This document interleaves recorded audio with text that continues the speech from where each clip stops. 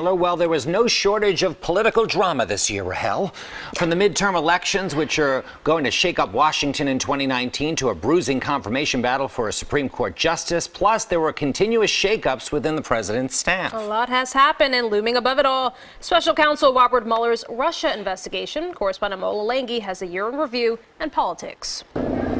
President Trump's former personal lawyer, Michael Cohen, flipped on his boss and pled guilty to campaign finance violations and fraud. Michael, what's your message to the president? Cohen will spend 3 years in jail after admitting to paying off 2 women who allegedly had affairs with Mr. Trump to keep them quiet. He joins other former Trump associates who have pled guilty to crimes ranging from tax evasion to lying to the FBI.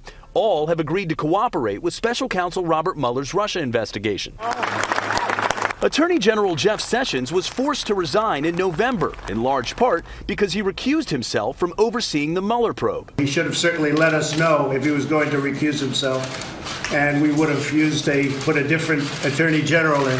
And former Secretary of State Rex Tillerson found out he was fired when President Trump tweeted Mike Pompeo would be his replacement. We were not really thinking the same.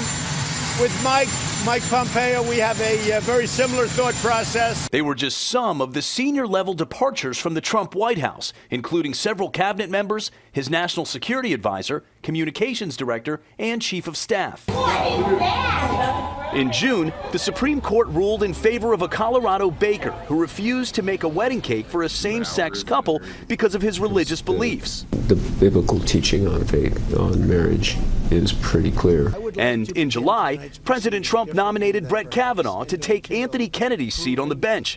But it was a contentious confirmation, with several women from Kavanaugh's past coming forward with allegations of sexual abuse. I believed he was going to rape me.